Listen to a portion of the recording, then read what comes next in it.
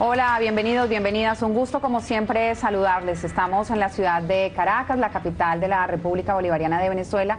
A esta capital latinoamericana llegó hace algunas horas el presidente de la República de Ecuador, Rafael Correa, y hemos logrado que saque unos minutos en el marco de su agenda para que converse con nosotros a partir de este instante en Telesur. Presidente, muchas gracias por este tiempo. No, Patricia, gracias a usted y siempre es un honor estar en Telesur. Gracias a Dios existe Telesur. Por fin una agencia de noticias con visión latinoamericana que informa adecuadamente y no recibir las noticias de cadenas internacionales donde recuerdo, ¿no? Si había un huracán en cierto estado de Estados Unidos, que no se lo hizo a nadie, 3 meses hablando de eso. Había un huracán con 100 veces más muertos en Centroamérica, hablaban 30 segundos. Entonces, qué bueno tener una cadena con enfoque latinoamericano. Gracias, verdadero presidente. Enfoque latinoamericano. Yo he pensado mucho en cómo iniciar esta conversación, pero una noticia triste ha marcado el inicio de esta entrevista. Yo quiero ofrecerle excusas a usted por empezar una conversación como esta tan interesante con un hecho tan doloroso, pero en su país hay mucha expectativa por lo que usted pueda decir a propósito de la muerte de un joven futbolista ecuatoriano en Qatar. Entiendo que un goleador, entiendo que una persona muy humilde, que representa mucho de lo que son hoy los ecuatorianos, ¿no? Muy joven, 27 años, no un goleador, el goleador de la selección nacional que va camino al Mundial de Brasil, en gran parte gracias a Chucho Benítez. Era una persona muy agradable, amigo, y se le habían abierto grandes posibilidades, quedó campeón en el Campeonato de Fútbol Mexicano, goleador en el Campeonato de Fútbol Mexicano, fue contratado por un club catarí, había llegado hace pocos días, y sucede esta tragedia que nos ha golpeado a todos. Por eso pido mil disculpas también por los pocos minutos de retraso. Es mi culpa, no de Telesur, porque estábamos conversando con el ministro de Deportes, estoy tratando de localizar a nuestro embajador en Qatar. ¿Va a ayudar el gobierno de alguna manera a su familia? Pero por ejemplo, no, a la familia por supuesto todo el respaldo, pero ahorita la prioridad es traer el cadáver de Chucho a su país, pero por ejemplo no tenemos aviones de largo alcance, entonces enviar el avión presidencial demoraría 30 horas. Entonces estamos viendo la mejor manera de ayudar, la esposa está sola, no habla el idioma. Bueno, precisamente por todas estas cosas llega unos minutos de retraso, pero estamos viendo la mejor manera de ayudar en esta tragedia que enluta a todo el pueblo ecuatoriano. La historia de este jugador, de Chucho, ¿es la historia de la superación de alguien por sus propios méritos o cada vez es más posible que en Ecuador haya más Chuchos? Lastimosamente, una de las pocas posibilidades. Nuestros países se caracterizan por la falta de movilidad social y eso es un rasgo esencial del desarrollo y de la verdadera libertad y la verdadera democracia. Cuando primero todos nacen en condiciones iguales y lo que logren en la vida depende de sus capacidades, su sacrificio, etc. En América Latina unos nacen en azotea y otros en el subterráneo, y si usted nace pobre tiene 90% probabilidad de morirse pobre por esfuerzo que haga, por capacidades que tenga. Esto es más grave sobre todo en nuestros pueblos ancestrales, minorías étnicas como indígenas, afrodescendientes. Y si nace rico, por inútil que sea, por los contactos, la intríngulis social, así sea recontravago, etcétera, con muchos vicios, así no estudia absolutamente nada, sus contactos, etcétera, va a hacer que muera rico. Estas cosas tienen que cambiar. Nadie busca que los ricos mueran pobres. Sí que hay una razonable igualdad y que lo que se consigue en la vida dependa del esfuerzo, el sacrificio, las capacidades y no de la cuna en que se nació. Entonces, una de las pocas posibilidades de salir del círculo de la pobreza para nuestras minorías étnicas, por ejemplo, los afros, era el deporte. Los afroecuatorianos nos han dado inmensas glorias deportivas. A nivel futbolístico, pues usted ve la selección de fútbol está compuesta en su inmensa mayoría de afrodescendientes. Entonces Chucho era una de esas historias, ¿no? Una de esas historias de miseria en que gracias al deporte logró salir adelante. Estamos mejorando las condiciones para que practiquen deporte. Acabamos de inaugurar un centro de alto rendimiento en la provincia con mayor cantidad, proporcionalmente hablando de afrodescendientes, que es Esmeraldas, para dar mayor facilidad a esos grupos que salgan adelante, pero lo principal es que puedan salir adelante de muchas otras formas, acceso a la universidad, etcétera, y todo eso estamos buscando y estamos logrando. En este momento Ecuador es el país de Latinoamérica con mayor cantidad de minorías indígenas, afrodescendientes matriculados en la universidad. Hay quienes ya hablan del modelo Ecuador, incluso en su reciente gira en Europa le han preguntado acerca del éxito, y sabe que los periodistas tenemos un poco esta idea de conseguir titulares, ¿no? y de explicar las formas de una manera sencilla. ¿Es posible decir cuál es la fórmula ecuatoriana? Mire, no queremos ser modelos de nadie. si podemos ayudar con mucha humildad, siempre repito al pueblo ecuatoriano, siempre habrá alguien que haga algo mejor de lo que nosotros lo hacemos, y de ese alguien hay que aprender. No queremos modelo de nadie, pero si podemos colaborar en buena hora. ¿Cuál es la clave? Que en Ecuador ya manda el pueblo ecuatoriano, no mandan las oligarquías de siempre. Ha habido un cambio drástico en las relaciones de poder, como lo ha habido en Venezuela. ¿Cuál es el desafío? Que a nivel internacional todavía el capital, existe el imperio del capital, y ese imperio del capital trata de aplastar a los espacios donde ya mandan los seres humanos, los ciudadanos, no el dinero. Entonces, es una lucha muy dura, pero esa es la clave, que en Ecuador, como en Venezuela, como en Bolivia, etcétera, manda el pueblo ecuatoriano, la soberanía popular, no la soberanía del capital. Esa esencia y esa forma de ver las cosas combinada con eficiencia parece ser lo que más resaltan de este modelo ecuatoriano. Bueno, es que ese es algo que se le olvidó al socialismo tradicional, habló mucho de justicia social, algo de libertad y nada de eficiencia. Y cuidado, que el voluntarismo incompetente ha hecho más daño en América Latina que la mala fe. Entonces todos tienen buen corazón, sobre todo con plata ajena, más bonos, más subsidios, más ayuda, y el financiamiento y la base material para sostener todas esas ayudas, todos esos cumplimientos de derechos, etcétera. Por eso el pueblo ecuatoriano tiene claro, en esta segunda etapa, en esta revolución, la primera etapa fue muy política, cambio en esas relaciones de poder. Las elecciones de febrero de 17 han demostrado que hay ese cambio. Los poderes fácticos fueron contundentemente derrotados, empezando por el poder mediático, que es una de las tantas extensiones del imperio del capital, dicho sea de paso, como la entelequia del mercado. Ahora viene la otra parte, sobre todo enfatizar eficiencia, por eso nuestro mensaje central ha sido diversificar matriz productiva, hacer nuevas cosas y cosas mejores, mayor valor agregado, ir hacia la economía del conocimiento basada en talento humano. Tenemos más de 8.000 chicos estudiando en las mejores universidades alrededor del mundo. Mire, esto lo resumió muy bien un gran economista, que era un tipo muy inteligente, no era de izquierda, pero sí era un crítico al sistema capitalista. Inventó la macroeconomía, la intervención del Estado, etcétera, la teoría keynesiana. Me refiero a John Maynard Keynes.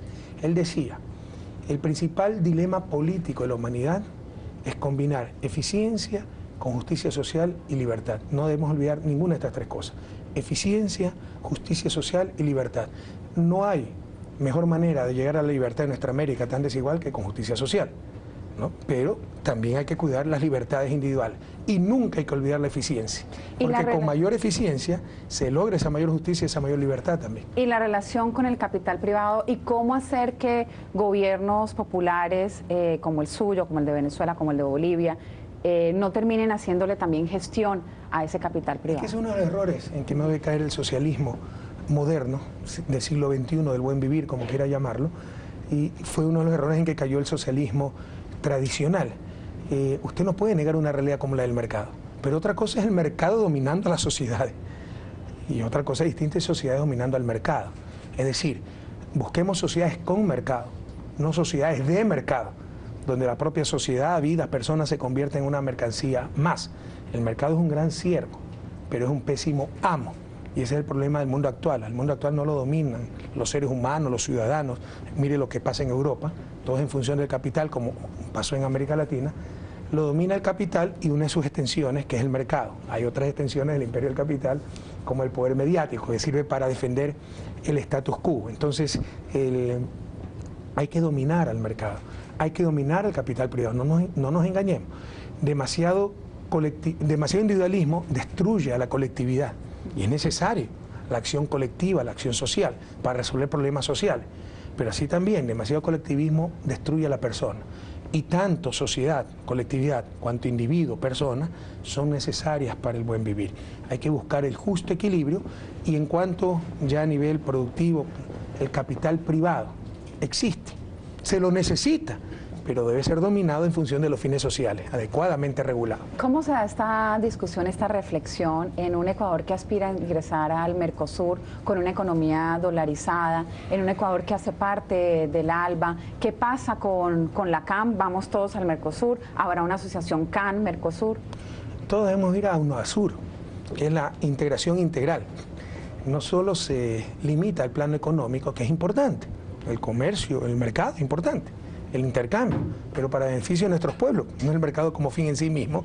Y al decir el mercado es el mejor asignador de recursos, lo que está haciendo es legitimando la ley de la selva y que los más ricos sean más ricos y los más pobres, ¿no? El mercado en función de los objetivos sociales, dominar al mercado, gobernar al mercado. Ese es el desafío de la humanidad en el siglo XXI, al menos en los tiempos que estamos viviendo del siglo XXI.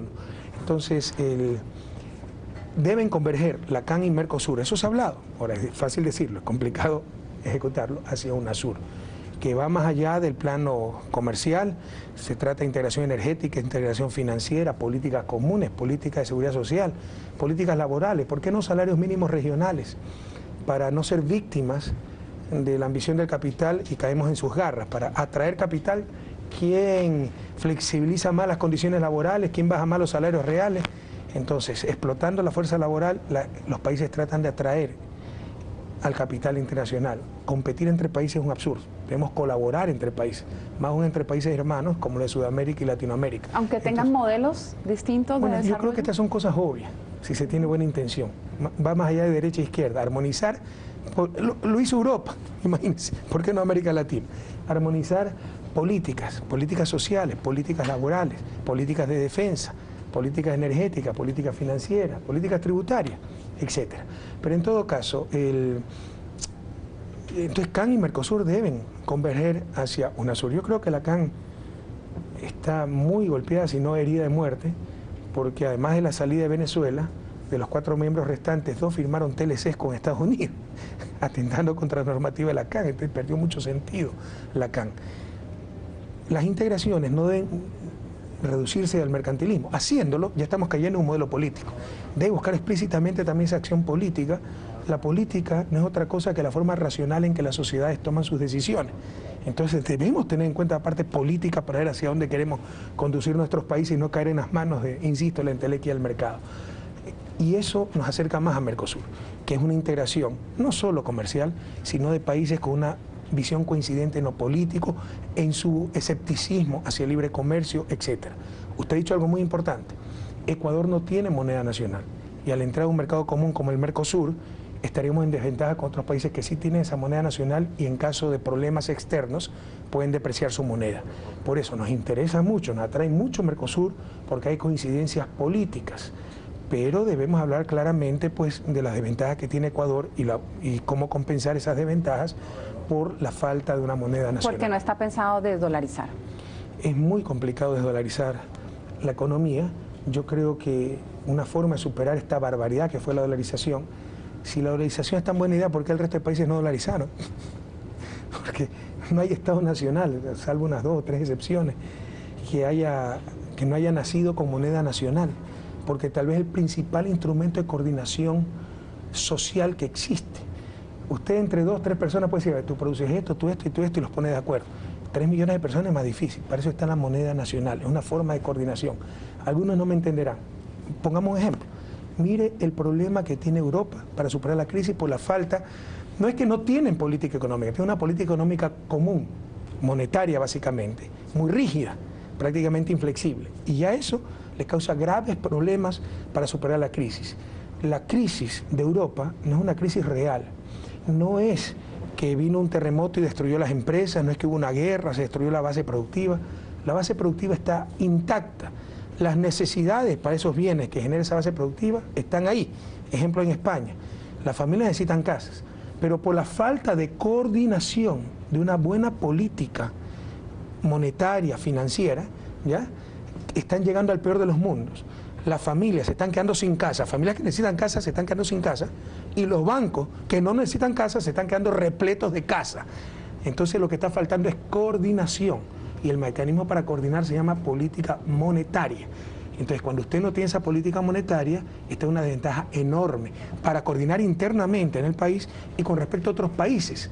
Por ejemplo, el problema de Grecia, salarios muy altos con respecto a la Unión Europea.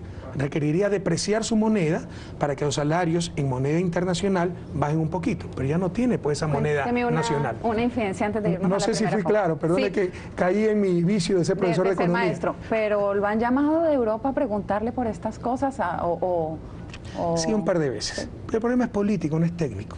El problema es político. ¿Quién manda en una sociedad? El capital o los seres humanos. Todo lo que se está haciendo en Europa es para que los países repaguen la deuda a los bancos privados. ¿Y con esa Europa, Ecuador estaría interesado en firmar un acuerdo? Pues si nos conviene, por supuesto.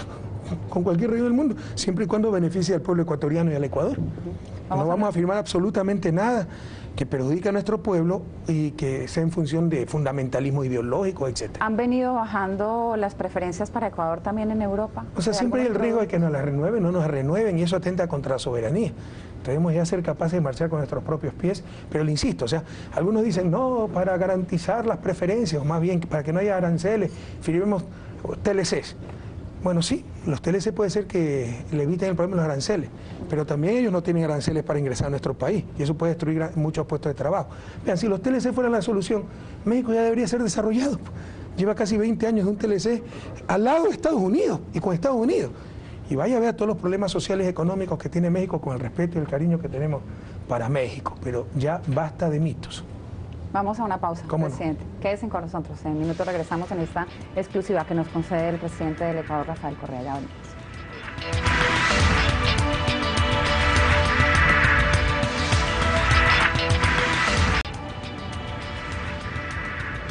Volvemos, estamos en esta entrevista exclusiva con el presidente de Ecuador, Rafael Correa, a través de las pantallas de Telesur. Presidente, hace poco estuve yo en Guayaquil, se lo comentaba en esta pequeña pausa, y me decían que la ciudad está muy linda porque usted es de allí, que le ha metido mucho la mano, y entonces uno se pregunta si es posible trabajar entre el poder central con una visión política e ideológica y un poder local con otra visión política e ideológica, o es solo fachada.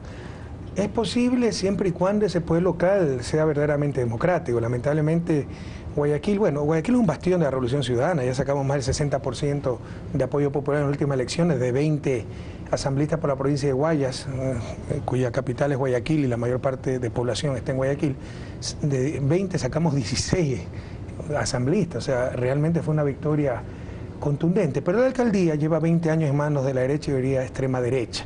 Usted sabe, la derecha es modernizadora, hace de repente su malecón bonito, etcétera, y dice con eso arreglamos a Guayaquil.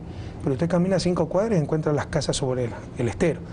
Y camina un poquito más y encuentra los barrios amurallados con lagos artificiales, con tarjetas magnéticas a la entrada, cámaras de televisión, guardias. Entonces, Guayaquil es la ciudad más inequitativa de Ecuador y debe ser de las más inequitativas del planeta. No se engañe, hay mucho todavía de decoración. Estamos tratando de cambiar realmente las estructuras injustas de Guayaquil. Esa es la diferencia entre esa derecha y el socialismo.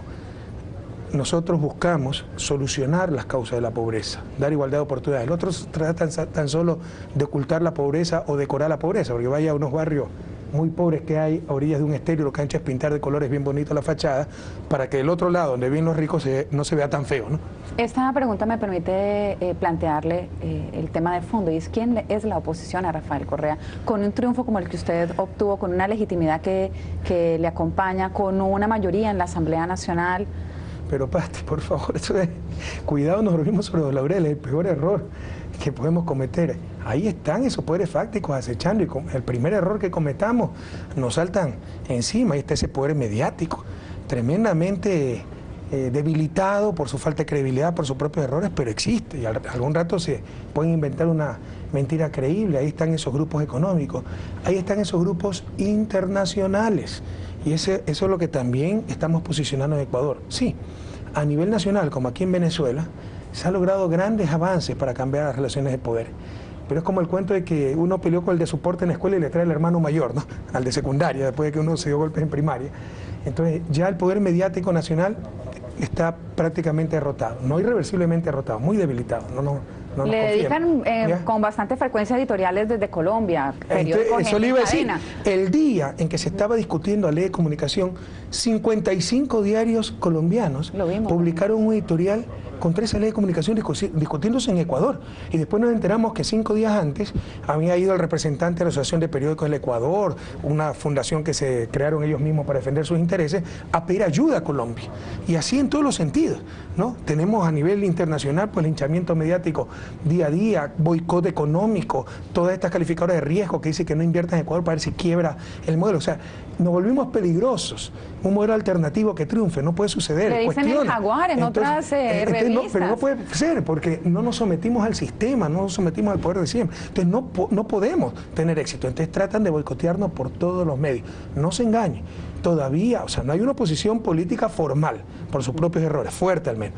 Pero la oposición en cuanto a poderes fácticos, ese poder que dominaba Ecuador y domina el mundo, el capital, ahí está, presente día a día con sus extensiones, la entelequia del mercado, el imperio, el poder mediático, las fundaciones que crean para atentar. Ya no hay oposición de partidos políticos, pero financian fundaciones, representantes de la sociedad civil, para que a cada rato nos denuncien por atentado a derechos humanos, una serie de inventos. Entonces ahí está esa oposición, y bastante fuerte, no nos confiemos. Y se dice que este periodo de, digamos, de estabilidad o de luna de miel podría venirse más convulso cuando empiece a metérsele mano a la extracción minera, al desarrollo minero, un tema, digamos, que genera mucha polémica dentro de la izquierda. Lo vi hace poco en el Palacio de Gobierno con el representante de la CONAIE, algo que en un primer momento sorprendió. ¿Realmente van a conversar? ¿Cómo es esa perspectiva, digamos, el tema indígena minero que generó? No caigan en la trampa que nos pone el poder mediático.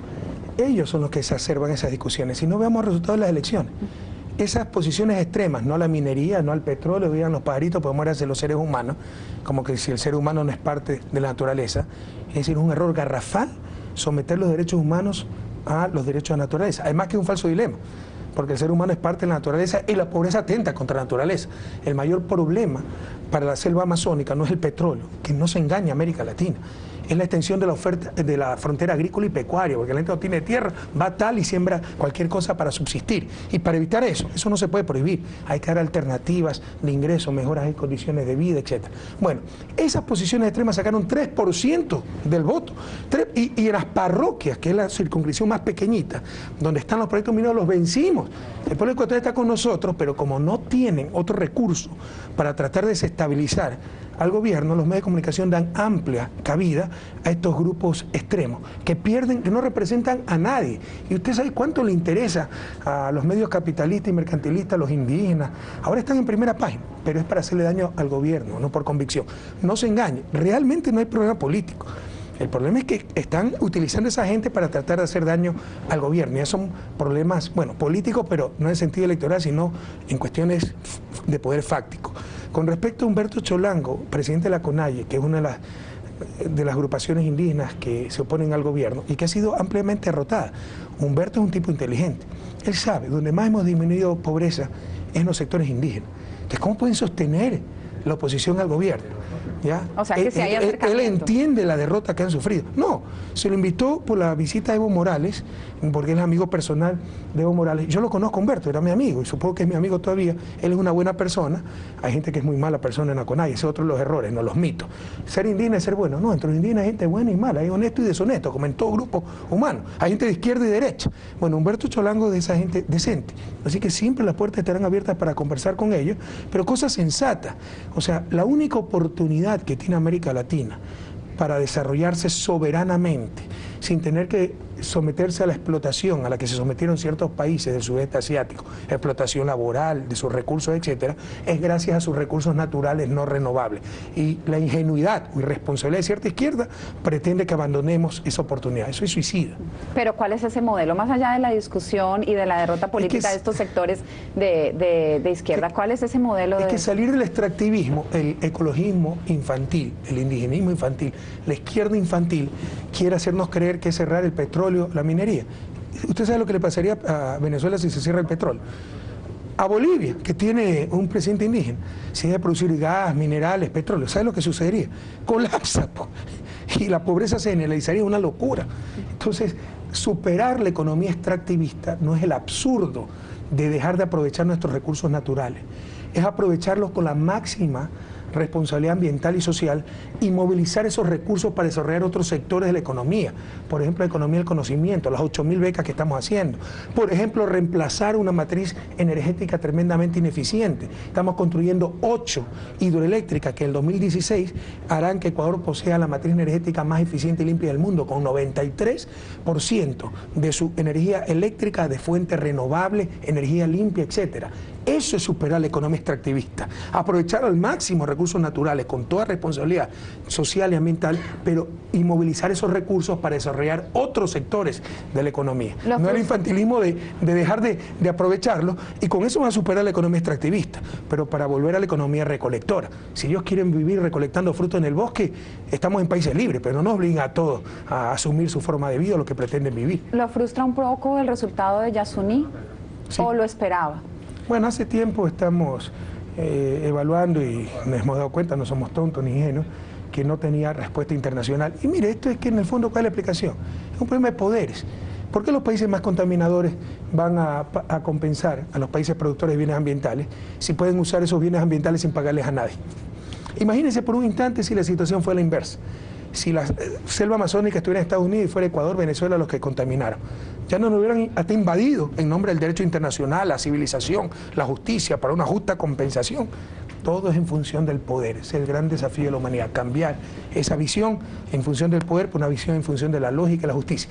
Incluso, como siempre digo en algunas intervenciones, sobre todo en universidades, es lo que se llama bienes públicos, los bienes ambientales. Usted puede utilizarlos sin pagarle a nadie porque son de libre acceso. Pero el conocimiento también es de libre acceso. Y si usted copia una marca sin pagar royalties, se va a estar preso, que es lo más parecido a prisión por deuda. ¿Por qué? Porque el conocimiento sí lo genera el primer mundo. Esta cosa tenemos que discutirla, pero es cuestión de poder. El Yasuní era una propuesta, yo creo que se adelantó a su tiempo, pero básicamente en el fondo es cuestión de poder. Ellos son los más poderosos y pueden consumir el aire puro que produce el Yasuní de la selva amazónica sin pagarnos nada. ¿Por qué rayos van a pagar mientras sean los más poderosos? A propósito de compensaciones, ¿quedó usted satisfecho con lo que ha dicho estos países de Europa de la situación que se presentó con el presidente Evo Morales, calificada por él y por su equipo como un secuestro? Bueno, el que no un incidente, sino que tiene que quedar satisfecho es Evo. Entonces él ha dicho que bueno, que acepta las disculpas, las explicaciones, pues nosotros no podemos ir más lejos de lo que iba Evo, pues sí. Pero eso que representa, total respaldo.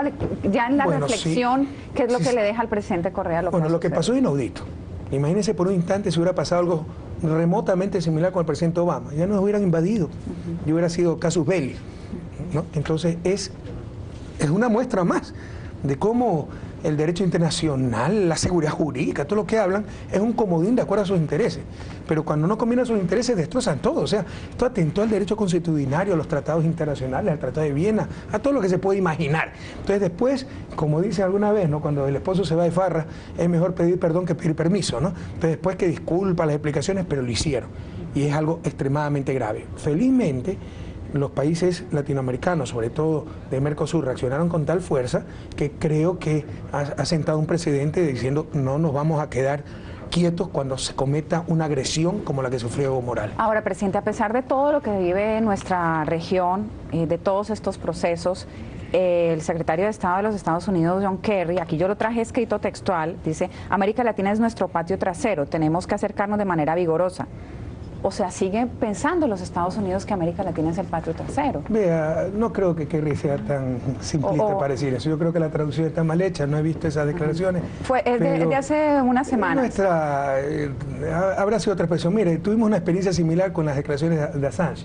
Assange alguna vez dijo, no recuerdo el término en inglés, meaningless es insignificante, pero dice it's not relevant, no es relevante para esta discusión si Ecuador o algo.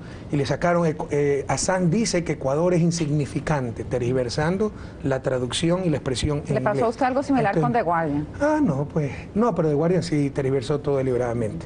No, lo que me hicieron en Argentina cuando me preguntaron del atentado contra la asociación AIMA, ¿se acuerdan? Las bombas que pusieron en el centro judío, cómo sacaron de contexto. Así que ya estamos curados de espanto de estas cuestiones. Así que preferiría examinar bien las declaraciones que ha dado el secretario. ¿Usted sí cree que hoy la región es vista de otra manera? No necesariamente. Lo más importante es que nosotros nos vemos de diferente manera. Porque antes, qué terror que había de alzar la cabeza, no nos vayan a dar más palos, agacha nomás la cabeza. Ahora América Latina alza la cabeza, mira de frente, de manera altiva, soberana. Entonces eso es lo más importante, que nosotros nos vemos diferentes. Ahora, presidente, usted fue de los últimos mandatarios, creo yo, por la información que se ha hecho pública, que se vio con el presidente Chávez, lo fue a ver en La Habana antes de su operación. Usted ha comentado de alguna manera lo que fue esa conversación, ha dicho que el presidente Chávez le dijo, ve y gana las elecciones, ve a tu campaña electoral, pero a mí me gustaría saber si le dijo algo más acerca de nuestra región, si hay algo más que pueda relatar acerca de esa conversación. Estamos en Caracas, en Venezuela, en la tierra de Chávez. Yo lo vi muy bien a Chávez, estaba de muy buen ánimo, o sea, usted lo veía ahí y no tenía nada, o sea, muy buen semblante, etcétera. Pero, y hablamos de cosas, bueno, obviamente de las próximas elecciones, tienes que ganar, se le dedicamos a usted, comandante, el cariño, pero sabíamos que la cuestión era grave, ¿no? Y él lo sabía también, estaba de muy buen ánimo. Bueno, lo que le quiero decir es que conversamos muchas cosas, si se quiere, triviales, más que triviales, porque son fundamentales, pero cotidianas, que la familia, cómo están sus hijos, la esposa, etcétera, mucha suerte. Después sí nos reunimos con Fidel. Esta revelación la va a hacer por primera vez, ¿no? Una primicia para Telesur. Fuimos a visitar a Fidel con Raúl. Nosotros ya presumíamos algo, pues no somos tan ingenuos. Entonces, Fidel, ¿qué pasa? Fidel, ¿qué pasa? Entonces, con la forma caribeña, bueno, chico, ¿qué quieres tú saber? Que dinos la verdad sobre Chávez. Y Fidel sí nos tuvo, lo estoy diciendo después de que han ocurrido los hechos, porque me dijo que guarde absoluta discreción sobre el asunto. Sí nos dijo que el asunto era muy grave y que tenía pocos meses de vida el presidente Chávez. Por eso tuvimos que prepararnos emocionalmente para un golpe tan duro. ¿Le ha hecho falta a usted en lo personal? Por supuesto, era un querido amigo, ¿no? Claro. O sea, siempre decimos, nadie debe ser indispensable, pero todos somos necesarios y Hugo era muy necesario. Hace poco, en este incidente con Evo Morales, algunos presidentes comentaron que hacía falta la voz de Hugo Chávez. ¿Ahora son todos quienes hacen también esa voz? Yo que diría que somos menos. Hemos perdido grandes integracionistas como Hugo Chávez, claro, está Nicolás, que es un extraordinario ser humano, pero mientras más seamos mejor, porque antes Nicolás de Cancillería respaldaba al presidente Chávez. Entonces se fue Hugo, se fue Néstor Kirchner, y fíjense cómo hay una arremetida a la derecha, se está recomponiendo la derecha en el continente. ¿Están suficientemente cohesionadas las fuerzas de izquierda en el continente para esa arremetida? Yo creo que hemos perdido, eso es las cosas, eso es lo que vamos a conversar en el ALBA, eso tenemos que conversar entre los países más cercanos. Yo creo que ha perdido impulso la integración y creo que hay deliberadas acciones para debilitar esa integración y es más, llevarnos esas integraciones entre comillas que no buscan formar la patria grande, sino el mercado grande nomás. ¿Cómo asegurar esa integración, presidente? Ha usted mencionado y los movimientos sociales ya están reunidos en Guayaquil. ¿Hay expectativa de esta cumbre? ¿Es la segunda que se realiza en su país? Esto es labor de todos, pero obviamente es decisión y voluntad política sobre todo de los gobiernos. Y yo sí noto, entre otras cosas porque nos crean problemas internos que nos distraen, que todo el mundo está desbordado ya con todos los problemas urgentes, hemos avanzado mucho, pero falta mucho por hacer, ¿no? En nuestros propios países. Miren lo que le hicieron a Dilma. Entonces, ¿cómo con tanta inestabilidad, inquietud interna, es muy difícil ponerse a pensar en la integración, en las cuestiones externas? Entonces son tácticas, o sea, cuidado que muchas de esas cosas no son tan espontáneas, que nos empiezan a generar otros movimientos, otra forma de integración, la Alianza del Pacífico, o sea, básicamente más neoliberalismo, más libre comercio, el ingenuo aperturismo, formar mercados, no sociedades, formar consumidores, no ciudadanos. Y todo eso distrae, todo eso debilita y todo eso quita impulso. Debemos estar muy conscientes de aquello y yo creo que hay que hacer esfuerzos para darle un nuevo impulso a la integración, sobre todo a UNASUR, que claramente ha perdido velocidad. Es un tema de discusión en minutos con el presidente Nicolás Maduro. Ya me están haciendo señas de que concluyamos la entrevista, porque usted tiene su agenda. Sí, esto vamos a hablar, pero a ver, Nicolás, si me espera un ratito, Nico, porque yo le llegué tarde, ¿no? Entonces, por supuesto que esto va a estar en la agenda, por supuesto, y Nicolás está más que consciente de esto. Es un tema central, entonces pueden esperar los movimientos sociales que los presidentes estén generando estrategias para no debilitar la integración. Sí, pero también es labor de los movimientos sociales, deben estar muy atentos. La derecha no es tonta, los poderes siempre no son tontos. Ya vieron que veía mucha legitimidad de los movimientos sociales, organizaciones de la sociedad civil, ya ellos crearon las suyas, y en todos lados nos financian movimientos de la sociedad civil y que solo se pasan atacando y difamando a los gobiernos progresistas. Vaya, vea Fundamedios, Participación Ciudadana, financiado por los AI, por la derecha internacional en Ecuador. Deben estar muy atentos para ser los primeros en defender estos procesos revolucionarios. Falta mucho porque realmente su mandato está comenzando, presidente Correa, pero ¿es posible pensar que usted se dedique más a estos temas luego de que termine estos años de presidencia? Déjame descansar un poquito primero. ¿Tiene esa ilusión? de descansar un tiempo, de volver a la academia? Mire, en lo personal, usted sabe, mi esposa es extranjera, Bélgica, en cambio es muy duro, ¿no? Ya lleva más de 20 años en Ecuador, entonces uno sí se plantea cosas, ¿no? ¿Con qué derecho? Eso lo vivimos en Ecuador y no en Bélgica, entonces una de las posibilidades es cuando acabe mi último mandato, pues irme unos años a vivir a Bélgica y tratar de compensar a mi esposa todo el tiempo que le he tenido alejada de su familia, ¿Seguirá sus padres, etc. el correísmo, el denominado correísmo? Ya hay artículos en prensa, yo estuve viendo una tendencia política. Ojalá nadie sea correísta, todos seamos revolucionarios. Esto no es perseguir personas sino ideales. Bueno, yo creo que con esa respuesta hay que terminar. Bueno, muchas gracias, presidente. A usted, Patricia, muchas gracias a Venezuela, muy contento de estar aquí. Y un abrazo a toda América Latina, y ni un paso atrás a América Latina. Nosotros agradecemos a usted nuevamente, agradecemos a ustedes por haber estado con nosotros. Esperamos que haya sido interesante y útil esta conversación con el presidente del Ecuador. Muchas gracias.